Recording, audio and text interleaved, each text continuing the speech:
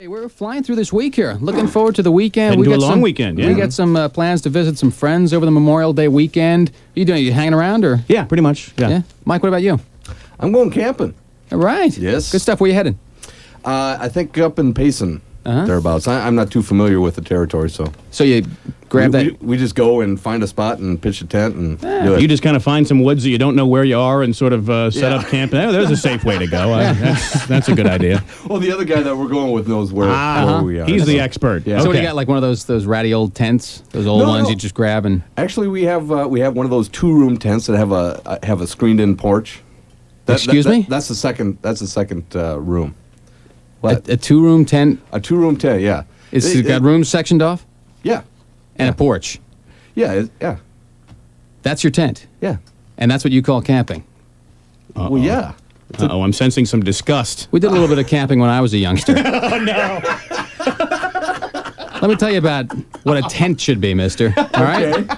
Let me tell you about a tent. It was a filthy piece of canvas that sat in a dank corner of the garage that we pulled out once a year. It smelled like sour milk, and its rusty zippers were the breeding grounds of lockjaw. But that was enough for us. We'd set up the tent, and the very first night it would rain cats and dogs, and since there were holes all over the tent, mud would pour in, leaving us sleeping in the dirt. But we were happy. Oh, sure. We didn't need any fancy schmancy tent. Separate rooms in a tent. Oh, why don't you sew on an addition while you're at it? Well, we were thinking about it. Never heard of such thing. But anyway, I digress here. So, Sew on an addition. so you got your tent. What about what do you got, like the old junky cots to sleep on? And Well, no, actually, we have a double-wide air mattress. excuse me. Did you say air mattress? Let me stand up here for a moment, okay? No. Let me tell you how real Americans camp, Yeah, okay? that's it. Be self-righteous. Put your hands on your hips while you're doing All right. this. There you go. You know, when I went camping, Mom, Dad, and the 3 kids, we slept on cots. C-O-T-S, your standard issue World War II surplus cots. Uncomfortable as hell cots. They were plain green, very ugly, and the way they smelled made the putrid stench of the tent seem like a rose garden, pal. These cots were so hard that when you woke up in the morning, you felt like someone had used your back for a trampoline all night. When you swung your legs out in the morning, more often than not, you got cut by the sharp metal edges of the supports. But you were happy. Dad had to plug up the wound with a mud salve. But we were happy. We didn't need any queen-size rubber blow-up mattress. But anyway, so what do you got? You know, gonna do a little cooking there and stuff, Sure. and you build a campfire to cook on. Don't feed the fire. Tell him you're eating dirt. Just don't feed the fire. Okay, no, go ahead. I'm going to continue with it. Okay, all right. Yeah, you're gonna rough it. You build a campfire. Camping has come a long way, mister. And not only will we have a campfire, but we also have a double burning stove, propane, along with a propane burning grill that we can cook our meat on separately.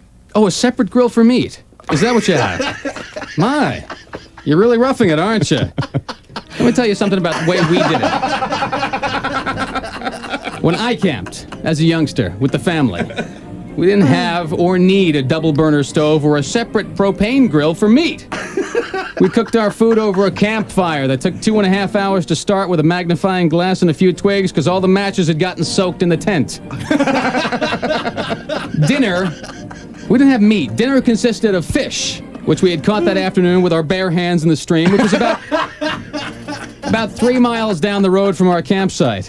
We'd walk back to our campsite with the fish, with only a cheap pair of flip-flops to protect our feet, which usually got cut by the sharp rocks and bushes, but you didn't notice the pain because you were so damn hungry. And happy to be there. Yeah. Yeah, you It betcha. might be because you're so damn happy. The grown-ups ate first, and if the kids were lucky, we got to split a fish head.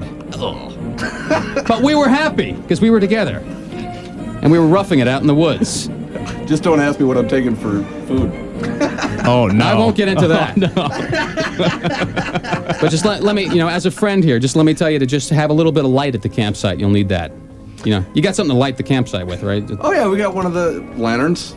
It's got flashing lights and an alarm and... An alarm. Yeah. Flashing lights on your lantern. Well, yeah, it's one of those all-purpose lanterns. All purpose. For people who have no purpose. Well, yeah. Let me tell you something about a lantern, all right? Boy, yours sounds awfully modern. The way real campers light a campsite, pal. It's the way my family did it. We used an old kerosene lantern that needed one of those glowing twigs from our campfire to light it. It was old, rusty, and kerosene leaked out of several cracks, making it a constant fire hazard. When it was at full strength, it threw out a radius of light of approximately 14 to 18 inches around you, which meant if you felt like going for a late-night stroll, you were pretty likely to walk into any tree that happened to be in your way. If you were lucky enough not to break your nose, kerosene would leak all over your hand, and by the time Dad smothered the fire, you lost the use of 3 fingers.